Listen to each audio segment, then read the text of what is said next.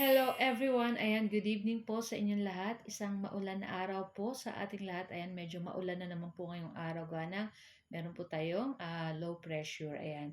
So for today's video ay tara at samahan niyo po akong magluto nitong ating napakasarap na breakfast. At nagluto na rin po tayo dito ng ating lunch.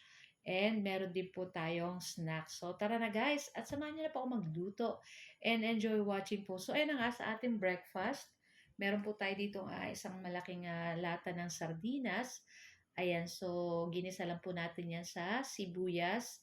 At syempre naglagay lang tayo dyan ng konting asin at luto na rin po yan. So meron din po tayong nilutong sunny side up egg. Ayan, so nauna ko na yung lutuin.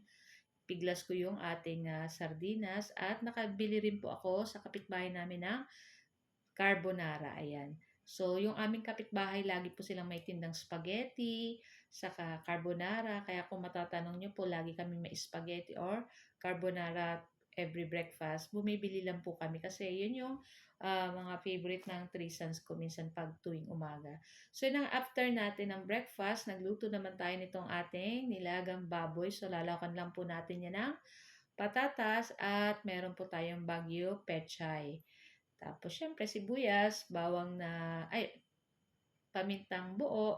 Tapos, gumamit tayo dyan ng isang pork cube. Ayan.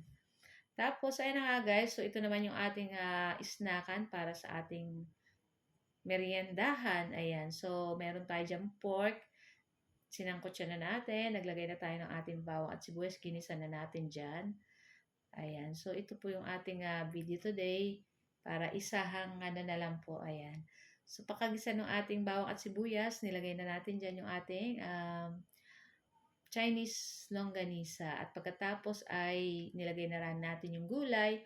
Pagkatapos ay sinet aside lang po natin. Ayan. Tapos, naglagay na tayo ng tubig. Tapos, syempre sinangkapan natin para may lasa na. Tapos, pag kumukulo na, syempre ilagay na natin dyan yung ating bihon. So, isang sachet, isang pack ng bihon. Siguro mga kalahating kilo po yun. Madami na po yan. So, ito po ay aming snacks. Pero tingin ko, ito na rin yung aming dinner kasi nakakabusog na po yung itong ganitong snack na bihon. So, na nga. At luto na rin yung ating bihon dyan. Madali na. Ilagay na po natin dyan yung ating niluto kanina na may gulay, may pork, may Chinese longganisa at i-mix na rin po natin dyan para mag-mix na dyan sa ating bihon.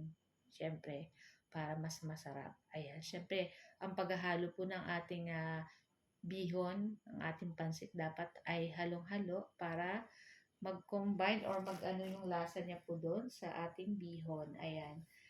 Tapos, ilang minuto lang, papatayin na rin natin yung apoy at ready to serve na din po to guys. So, nagdagdag pala ako dyan ng liquid seasoning kasi medyo matabang. Ayan. Tapos, okay na rin to guys. Pwede na natin patayin yung apoy at i-transfer na rin po natin sa ating plato. At excited na rin po kami kumain. So, ito na rin po ang aking dinner at hindi na ako kakain ng kanin.